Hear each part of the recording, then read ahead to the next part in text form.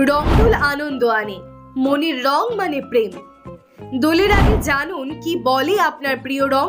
তা জানতে এই ভিডিওটি সম্পূর্ণ দেখুন। ফাল্গুন মাসের পূর্ণিমা তিথিতে পালিত হয় দোল পূর্ণিমা, আর তার পরের দিন অবাঙালি সম্প্রদায় পালন করে হোলি।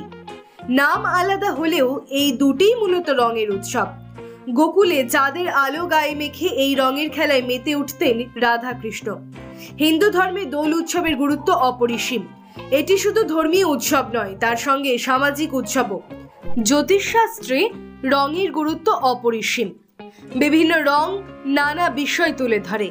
দোলের আগে জেনে নিন আপনার প্রিয় রঙের বৈশিষ্ট্য। লাল। দোল খেলায় লাল রঙের ব্যবহার সব থেকে প্রচলিত। লাল রঙের আবির আমরা প্রচুর ব্যবহার করে থাকি। রঙের উৎসবে লাল রং হলো আনন্দ ও খুশির প্রতীক।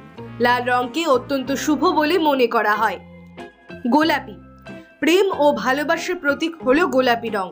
আমাদের প্রিয়জনকে যাকে সব থেকে ভালোবাসি তার গালে গোলাপি রং মাখাতেই আমরা সবচেয়ে পছন্দ করি। সবুজ। হোলিতে সবুজ রং প্রকৃতির কথা বলে।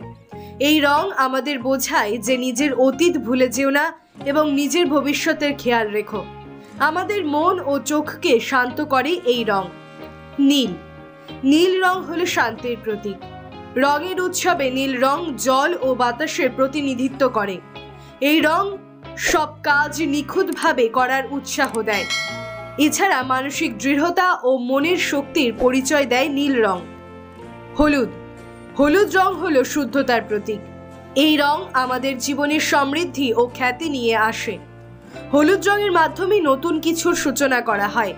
এই কারণে বিয়ের আগে পাত্রপাত্রীর গায়ে হলুদ দেওয়ার প্রথা আছে।